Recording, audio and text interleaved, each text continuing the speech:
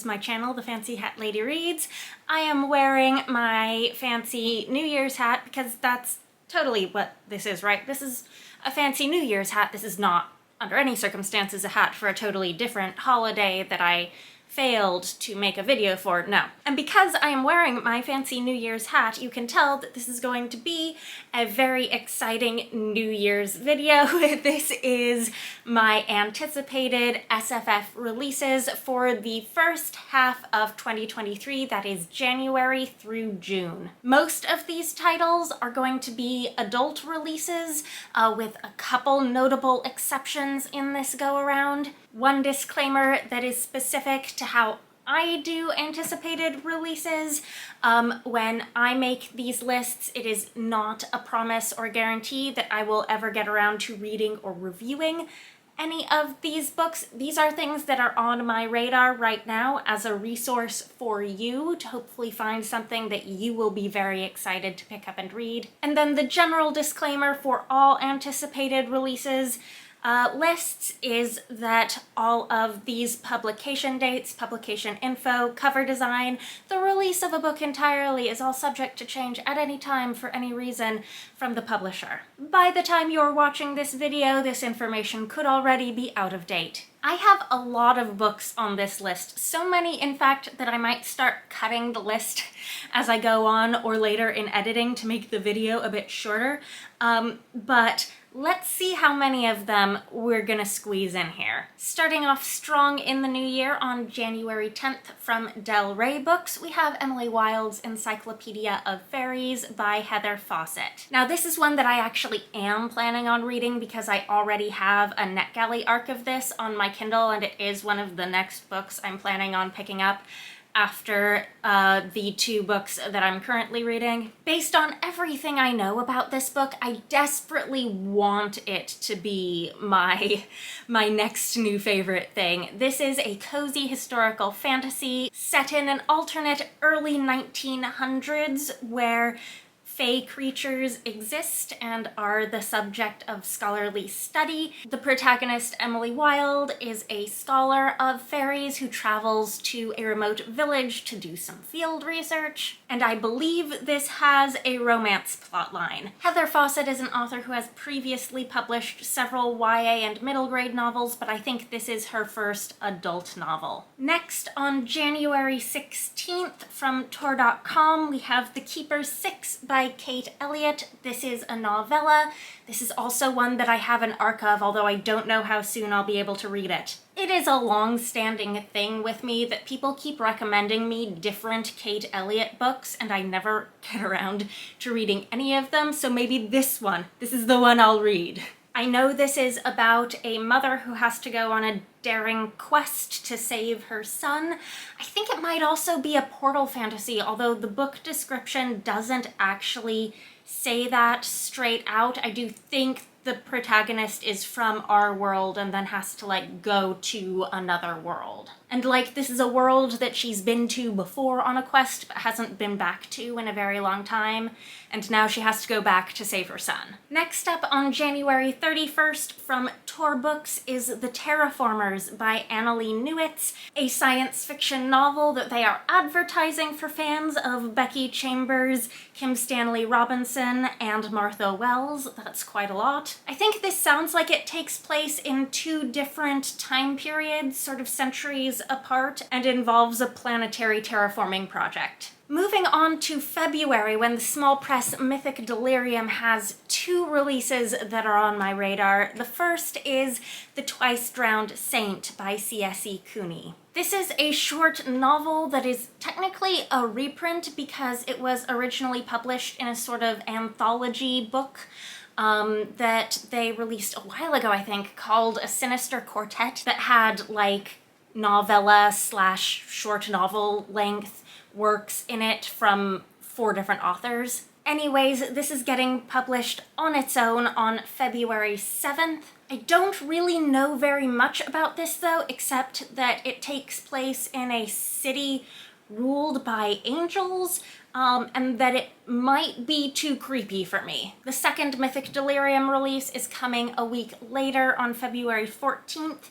This is The Collected Enchantments by Theodora Goss. I'm not sure what the page count on this one is going to be, but I expect it to be kind of hefty because I know that this collects stories from several of Goss's previous collections, including the one of hers that I've read, which is Snow White Learns Witchcraft, the other one that Mythic Delirium previously published. So while I know I love Theodora Goss's short fiction, I don't actually know if I want to pick this up right away or if I still want to try to hunt down some of her older collections that are possibly out of print. But I think this may also have some previously uncollected stories in it, so I probably still want it. Anyways, if you have not read any of Theodora Goss's previous story collections, this will definitely be a great place to start with her short fiction. Next, on February 28th, from Red Hook is one of my personally most anticipated releases of the first half of the year,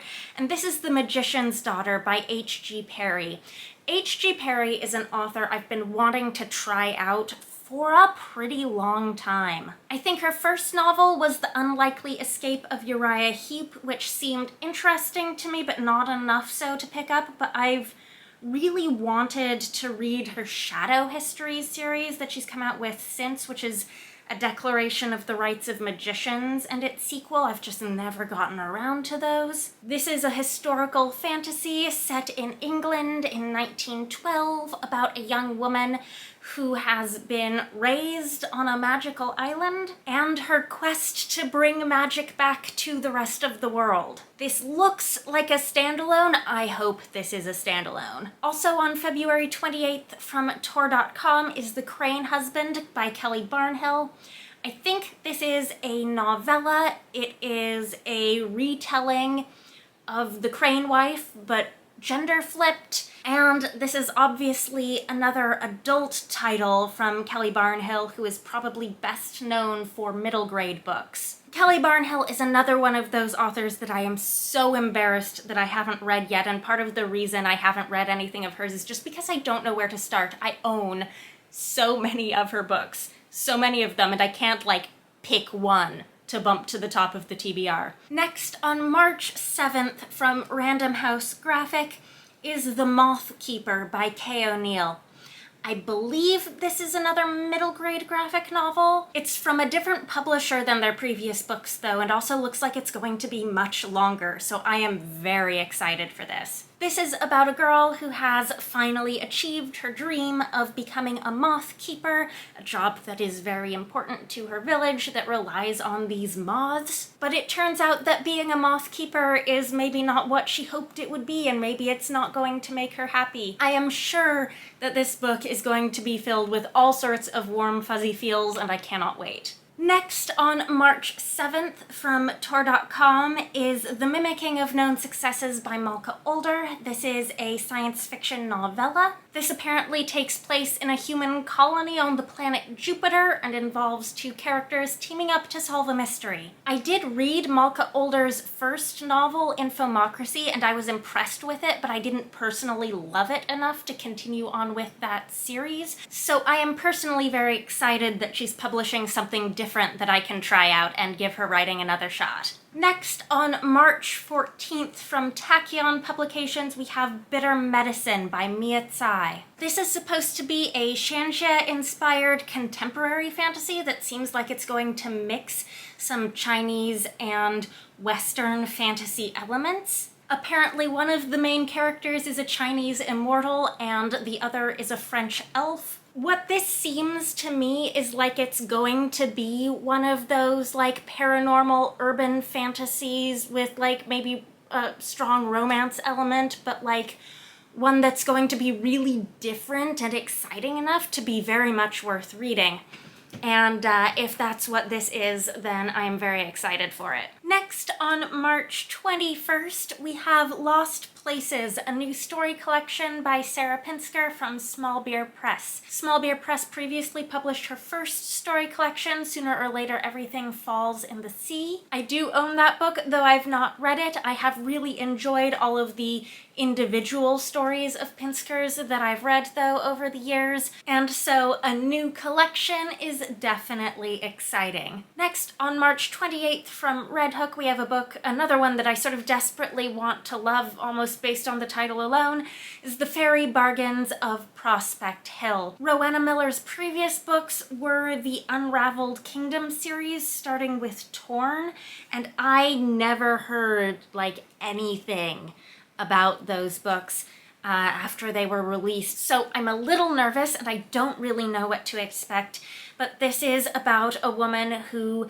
makes a bargain on a local hill that folklore says is a place where the veil with fairy is thin, and she makes a bargain to try to save her sister from a bad marriage. On March 30th, from Subterranean Press, is Rose/House by Arkady Martine. It is a novella, it is science fiction, but it is unrelated to the Teixcalana books. And because this is from Subterranean Press, that means that there will be a very limited print run of collectible hardcovers with an American ebook release that may or may not be available in your country wherever you are. But this book seems to be all about architecture and artificial intelligence, specifically an intelligent house called Rose House. The house has been uninhabited for some time, but a dead body turns up and the house reports it. Next, on April 11th, is a book that is on this list for me because of the author, even though the book might be outside the wheelhouse of what I personally would normally get excited about.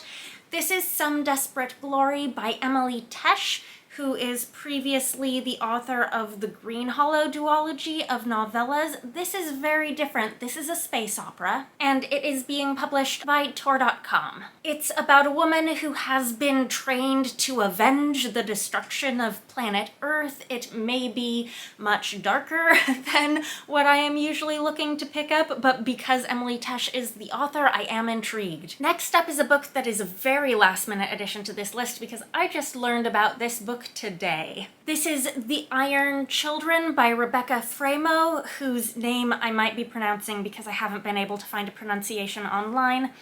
This is coming on April 12th from Solaris. It is a novella and it's part of their Satellites line of novellas. I am not totally sure if these novellas get print editions or if they're only available on ebook. Right now there only seems to be an ebook edition of this book available for pre-order. I will be keeping an eye on it to see if there will be a print edition as well. But I saw this recommended on Twitter today by Zen Cho, who wrote an absolutely glowing review of it that absolutely caught my attention. From what I can tell, this is a fantasy story about a woman who is training to become like a sort of a magical cyborg mecha super soldier, and while she is doing her training exercises, disaster strikes and she has to lead her group. And then next, on April 25th from Tor Books, is In the Lives of Puppets by TJ Klune. I am not sure to what extent this is a Pinocchio retelling, but it seems to be Pinocchio inspired.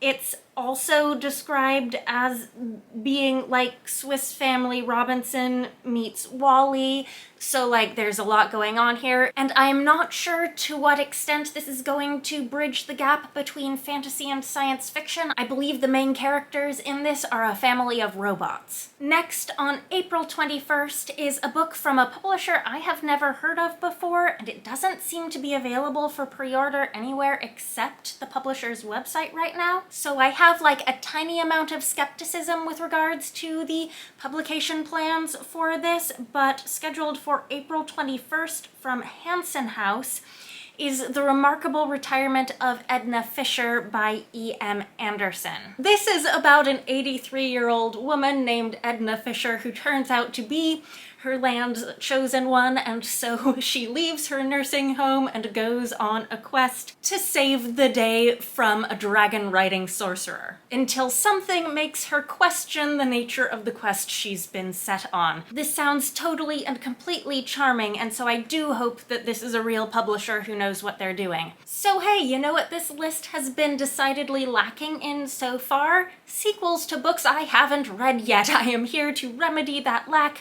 with A Sleight of Shadows by Kat Howard, which is coming on April 25th from Saga. This is the sequel to An Unkindness of Magicians, which came out several years ago in 2017, and at the time, it was not a priority for me to pick up because it didn't seem like it was going to be my thing. Since then, I've heard some very positive reviews, and while I thought Kat Howard's debut novel, which was, oh, I'm blanking on the title, it was Roses and Rot. I thought that was just okay. I gave it 3 stars. I really loved her short story collection, A Cathedral of Myth and Bone. So I've decided I want to keep reading her novels, but I will have to read An Unkindness of Magicians before picking up the new one. These are urban fantasy which take place in an alternate New York City with like houses of rival magicians. Actually, I don't know if this is like an alternate universe where magic is a known thing, or if it's supposed to be like there's secret magic going on that no one is supposed to know about in our world. If you know, please tell me because I am curious. Next, on May 2nd from Daw Books, is Dragonfall by L.R. Lamb, which appears to be a new pen name for Laura Lamb. When she announced this book on social media, I believe she described it as an epic fantasy romance. In the actual book description, I'm not seeing confirmation that this is explicitly a fantasy romance novel, but I do think that was what the author said, and it's definitely a dragon book, and it's meant to be the first in a trilogy. Next, on May 9th from Tor.com, is a book that I think was originally scheduled to be published this year and maybe got pushed back. This is The Water Outlaws by S.L. Huang. This is an absolutely gorgeous book cover. I think it's from the same artist who does the covers for the Monk and Robot books. Absolutely stunning. This is a retelling of Water Margin, which is a 16th century Chinese classic about which I know very little. This, however, promises to be a queer and subversive retelling. Next, on May 9th from Del Rey, is To Shape a Dragon's Breath by Monoquill Blackgoose. This is going to be the first in a series, and this is about an indigenous girl in a fantasy world that seems to strongly resemble North America with English colonizers, and she bonds with a dragon, which means that she gets sent to the colonizers' like dragon rider school, where her own culture's history with dragons and traditions about bonding with them are not acknowledged. This seems like a debut novel with a great concept, so I hope it's good. Next, on May 16th from Fievel and Friends, is the only YA book I have on this list, and this is Venom and Vow by Anna-Marie McLemore and Elliott McLemore, a married couple. So Anna-Marie McLemore is one of my favorite YA authors. I believe this is Elliott's debut as a writer, so I will be very curious to see what this collaboration is like. This does seem like a sort of traditional epic YA fantasy. Definitely it's going to be very queer. It looks like there's going to be some royals and some assassins and some exciting high stakes. Definitely very excited about this in a year when I have not been seeing very many new YA releases on the horizon that really stood out to me. And then on May 30th is the book that's been on nearly every fantasy reader's anticipated releases list for this coming year. This is Witch King by Martha Wells, her long-awaited return to fantasy in novel-length form. This is being published by Tor.com. We seem to have relatively little in terms of actual solid descriptions of this book so far, but I believe the protagonist is a demon. And Martha Wells is sort of known for doing really compelling non-human protagonists, so I'm expecting this to be another of those. Finally, we've made it to June, the last month I am covering in this video. I've only got 2 books for June so far. On June 6th, from Orbit, we have Translation State by Annalee. This is the only book in this video that does not yet have a cover. This is a science fiction novel from Annalee. Goodreads lists it as another book in the Imperial Ratch universe, which probably means I will not be reading it right away because I am actually reading the main series. I have read Ancillary Justice and I do have the other 2 books, and then after those I still want to read Provenance, so I have no idea when, if ever, I will get to Translation State. It is apparently about the mystery of a missing translator. And then finally on June 6th is a book that has the wrong publication date listed on Goodreads. Mortal Follies by Alexis Hall is definitely happening on June 6th, not on July 11th, as Goodreads is claiming. Don't believe Goodreads, I have double-checked this. The publisher is Del Rey, and this is a queer historical fantasy romance novel from an author previously known for non-fantasy, contemporary, and historical romance novels. This one is probably tied with the Water Outlaws for my favorite cover art from this batch of books. I think it is gorgeous. This is set in 1814. It's about a young lady who discovers that she is cursed and goes to a witch for help with the curse and falls in love with the witch. I am pretty sure that's what's going on here, and it makes me very excited. And that brings us finally to the end of my anticipated releases for the first half of 2023. Let me know, did you learn about some new books in this video that you hadn't heard of before? Are there others that you're very excited for that I did not list? Let me know down below. Anyhow, I hope you're having a very good day, and I hope you have a happy new year. Bye for now.